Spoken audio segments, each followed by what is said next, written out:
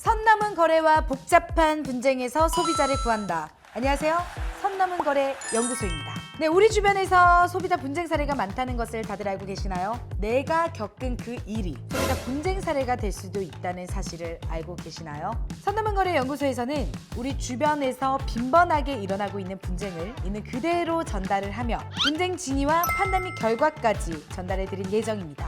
이 영상을 통해 분쟁을 겪고 계신 분들께는 도움을, 또 만일의 사태에 대비할 수 있는 방안을 드릴 수 있었으면 좋겠습니다. 선 넘은 거래 지금부터 시작하겠습니다.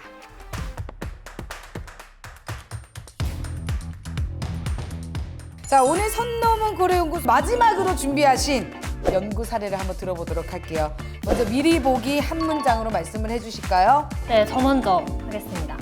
너 나를 속인 거니? 저는 마지막인 만큼 좀 강력한데요. 사라져버린 까르띠에입니다. 자, 과연 어떤 사례들을 연구하셨을지 우리 잠시 쉬었다 가기 전 마지막 연구 한번 소개해드리도록 하겠습니다. 네, 저부터 소개해드리겠습니다. 이번 사연은 이사에서 새로 들어갈 집이 위반 건축물이라는 사실이 드러나며 해당 집을 소개해준 중개인과 신청자분 사이에 발생한 분쟁 사례입니다. 이거 잘 들으셔야 될 것 같아요. 네. 안녕하세요. 최근 이사를 하면서 집을 알아보던 중 겪은 분쟁이 있어 사연을 신청하게 됐습니다. 요즘 이사할 때 민감할 수밖에 없는 현실이기도 하죠. 저 역시 하나하나 세세하게 봤는데요. 이사하려는 오피스텔을 소개받고 전입신고를 하려던 과정에 오피스텔이 방의 개수를 늘리기 위해 벽을 추가 설치한 위반 건축물임을 알게 됐습니다. 저는 이에 계약을 포기하고 다른 집을 구하게 됐고 그 사이 약 2주가량 외부 숙식을 했습니다. 이때 저는 집주인께 외부 숙식 등의 비용으로 70만 원을 받았고 저 또한 해당 2주 동안의 오피스텔 관리비 및 전기요금 등을 지불했습니다. 그런데 이 상황에서 제가 중개인께 중개수수료 약 21만 원의 환불을 요구했는데 중개인은 이를 환불해 줄 수 없다고 하는 겁니다. 처음부터 위반 오피스텔임을 소개했고 이러한 위반 사실도 설명해주지 않았기 때문에 저는 환불을 해줘야 한다고 생각하는데 중개인은 그럴 수 없다고 한 상황입니다. 말도 안 되는 일이 일어났네요. 아, 요즘 정말 근데 이사 이 분쟁 사례가 너무 많잖아요. 왜냐하면 정말 사기꾼들도 많고 정말 막 요즘 뭐 전세 사기다 뭐다 이런 것도 또 말 많잖아요. 저라도 이사할 때 엄청 주의 깊게 하나하나 꼼꼼하게 따질 것 같은데 이런 위반 건축물임을 중개인이 알았다면 당연히 배상을 해줘야 되는 게 아닌가 싶거든요. 근데 이게 뭐냐면 그동안 집주인이 배상을 해줬다고 하니까 아, 이거 너무 어떻게 됐을지 궁금하니까 이거 잠시 후에 이야기를 나눠보도록 하고 우리 다음 사례를 또 한번 들어보도록 하겠습니다. 이번 사례는 택배 배송 중 발생한 분쟁 사례인데요. 고가의 물건을 배송하다가 분실했고 이를 배상하는 데 있어서 분쟁 조정을 신청했다고 합니다. 사연 읽어드리도록 하겠습니다. 안녕하세요. 속상한 마음에 글을 신청하게 됐습니다. 저는 택배 과정에서 분쟁이 발생했는데요. 단순히 1대1 분쟁이 아니라 저 말고도 세 분이 함께 조정 중입니다. 저는 한 플랫폼에서 다른 사람이 파는 중고 명품 시계를 구입했습니다. 구매를 결정하고 돈을 보내고 배송이 됐는데요. 배송기사님이 제가 부재 중일 때 저희 집을 방문하신 거예요. 아무래도 고가의 물건이다 보니까 현관문 옆에 소화전에 넣어달라 이렇게 말씀을 드렸습니다. 그런데 배송기사님이 문 앞에 두고 가라 라고 이해를 하셨다면서 문 앞에 두고 가신 겁니다. 저는 한 번도 차보지 못하고 그 시계를 분실했고요. 해당 시계 금액에 대한 환급을 요구했습니다. 이 사건에서 거래 플랫폼의 당사자, 시계 원주인, 그리고 배송기사님, 그리고 저까지 이 4명이서 얽혀서 지금 이 환급에 대해서 분쟁 조정을 진행했습니다. 판매자, 판매 사이트 업자, 배송기사, 그리고 신청자 이 분쟁에 4명이 엮여 있으니까 책임을 나누기도 쉽지 않을 것 같아요. 아, 이게 까르띠에 시계면은 엄청 고가이기 때문에 신청자분 지금 마음이 찢어집니다. 과연 이게 환급으로 그 마음이 치유가 됐을지, 그럼 어떻게 된 건지도 한번 또 첫 번째 사례부터 이야기를 나눠보도록 할게요. 네, 첫 번째 사연은 이사 가려고 했던 오피스텔이 위반 건축물임을 알게 되고 이를 소개해준 부동산 중개업자에게 환급을 요구한 사례입니다. 결국 위반 건축물을 신고해서 공사를 진행한 건가요? 네, 그래서 결국 집주인분은 지방자치단체로부터 과태료 처분을 받아 벌금도 납부했다고 합니다. 그래도 입주 전에 위반 건축물인 걸 알게 돼서 다행이네요. 결국 위반 구조를 복구하는 공사까지 진행을 했으니까요. 네, 그 공사를 진행하는데 약 2주가 걸려서 해당 집주인분이 신청인의 외부 숙식 비용으로 70만 원을 주셨다고 합니다. 아무튼 이런 위반 건축물이었다는 사실을 부동산 중개업자분은 알고 계셨다는 거죠? 네, 그 부분은 중개업자가 알고 있다고 확실하게 인정하기 어렵다고 합니다.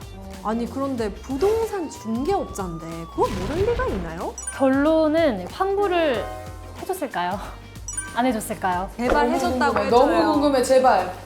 환불을 해줘야 한다고 판결했습니다. 아우, 다행이다. 아우, 시청자분 그러면 전액 환불인 거죠? 네, 맞습니다. 조정위원회는 해당 오피스텔이 위반 건축물이었음에도 불구하고 신청자분께 이 사실을 제대로 알려주지 않았고 때문에 신청자분이 공사기간 동안 다른 곳에서 지내야 하는 등 피해를 받기 때문에 환불을 해줘야 한다고 합니다. 다행이네요. 이 신청자분이 마음고생 좀 하셨을 것 같아요. 그러니까 이제 우리 신청자분 이제 그 집에서 행복한 일들만 가득하셨으면 좋겠어요. 네, 이런 위반 건축물은 세입자에게도 중개업자에게도 모두 좋지 않으니 짓지 말아야 됩니다. 옳습니다. 자, 사연에 대한 마지막으로 또 한 말씀을 해주신다면 뭐가 있을까요? 조금 공을 들여봤는데요. 우리 집으로 가자. 부끄러웠다. 죄송합니다. 왜 빨개지죠? 너무 부끄러웠어요. 좋았어요. 우리 집으로 가자. 마지막이니까요. 네, 마지막이니까. 네, 우리 또 다음 사례 한번 들어보도록 할게요. 네, 두 번째 사례는요. 신청자분이 오픈 마켓을 통해서 명품 시계를 구매를 했는데요. 이게 배송 중에 분실을 했고 배상을 요구하면서 발생한 분쟁 사례입니다. 이거 듣기만 해도 마음이 아파요. 그럼 배송 중에 그게 어떻게 분실이 된 거죠? 네, 이 배송기사가 집을 방문했는데 신청자분이 집에 계시지 않았고요. 그래서 집 앞에 두었다가 사라졌다고 합니다. 그 과정에서 신청자분은 문의 옆에 있는 소화전에 넣어달라 라고 했고 배송기사님은 신청자분이 집 앞에 놓아달라 라고 했다고 서로 이제 엇갈린 주장을 하고 있는 상황입니다. 이거 훔쳐간 사람 진짜 벌 받아야 돼요. 네, 이게 분쟁 조정을 하게 된 네 사람의 책임이 모두 동일하진 않을 것 같다라는 생각을 했거든요. 역시 소장님이시네요. 뚜꾸뚜꾸뚜꾸. 네, 구매 및 판매 사이트를 제공한 판매 사이트 업자는 해당 거래 사이트만 제공했을 뿐 배송을 보내지도 않았고 네, 책임이 없다 이렇게 주장을 하고 있습니다. 조정위원회에서도 판매를 위한 플랫폼만 제공했을 뿐 별다른 책임이 있다고 보기 어려워서 이를 받아들였습니다. 그럼 나머지 이게 판매자랑 배송 기사 그리고 신청인분 사이에서 조정이 필요하겠네요. 그러네요. 신청인분이 아무리 배송지에 대한 메모를 했다고 하더라도 안전하게 받아야 할 의무, 그것도 있을 거라고 예상되는데요. 네, 맞습니다. 우선 배송기사님은 상법 제135조에 따르면 보관 및 운송의 주의를 게을리하지 않으면 안 된다라는 내용이 있어서 책임을 피할 수는 없고요. 또한 신청인분과 위탁 장소에 대한 의견이 엇갈리고 있는 가운데 이를 입증할 만한 내용이 없어서 손해배상 책임 의무가 있다라고 판결을 냈습니다. 판매자분은 어떻게 되었나요? 네, 이 판매자분도 사실 책임이 있다고 합니다. 네, 민법 제568조에 따라서 구매자에게 물건을 인도해야 할 의무가 있다라고 나오는데요. 배송 과정 중에서 멸실됐기 때문에 민법 제390조 그리고 제391조에 따라서 손해배상 책임이 주어진다고 합니다. 몇 사람이 책임이 지는 건지. 네, 다만 신청인분도 직접 수령이 어려웠을 경우 대리인 또는 관리사무소에 위탁하는 등 제품 수령에 주의 의무가 필요하다는 사실이 있기 때문에 전액 손해배상은 어려울 것으로 보이네요. 아무래도 그렇죠. 네, 직접 받았으면 분실이 일어날 확률은 없었을 테니까 그럼 배상은 어떻게 나누어졌나요? 네, 먼저 판매업자는 신청자분이 구매한 대금의 80%를 손해배상해야 된다라고 하고요. 다만 배송기사님 손해배상에 관해서는 규정이 있는데요. 망실, 훼손 시 50만 원 범위 내에서 실제 손해액, 단 보험 취급한 경우 신고 가액 300만 원 범위 내에서 실제 손해액이라는 규정이 있었고요. 판매업자가 운송장에 물품 가액을 200만 원이라고 기재했다고 해요. 그렇기 때문에 판매업자와 배송기사님이 함께 이 200만 원을 나눠서 내야 된다고 합니다. 무슨 일이야. 이 사건의 최대 피해자는 판매업자가 아닐까 싶어요. 맞아. 그러니까요. 시계도 잃고 돈도 잃고 이 사건에 관련해서 마지막으로 또 한 말씀을 해주신다면 끝날 때까지 끝난 게 아니다. 제대로 받을 때까지. 끝난 게 아니다. 네, 두 사연 너무 오늘 또 잘 들었습니다. 드디어 이렇게 마지막 연구 사례 발표가 끝이 났습니다. 울지 마, 울지 마. 두 분 덕분에 정말 연구소가 이렇게 커질 수 있었다고 생각합니다. 그럼요. 맞아요. 저희 덕분이죠. 맞아요. 이 두 분 어떠셨는지 두 분도 각자 소감 한마디씩 들을게요. 저는 이제까지 여러 가지 사연을 소개하면서 정말 제 일처럼 울고 웃고 화가 나고 또 사이다처럼 또 풀리고 이러면서 정말 몰입해서 사연을 소개한 것 같아요. 그래서 이제 앞으로는 이제 대한민국에 정말 이런 분쟁이 없어졌으면 좋겠다. 그래서 앞으로 더 열심히 해보겠다. 그런 생각을 했습니다. 와, 멋있다. 네, 저도 원래 연구원이기는 하지만 이제 이번에 저희가 이걸 준비하면서 더 많이 공부하게 됐고요.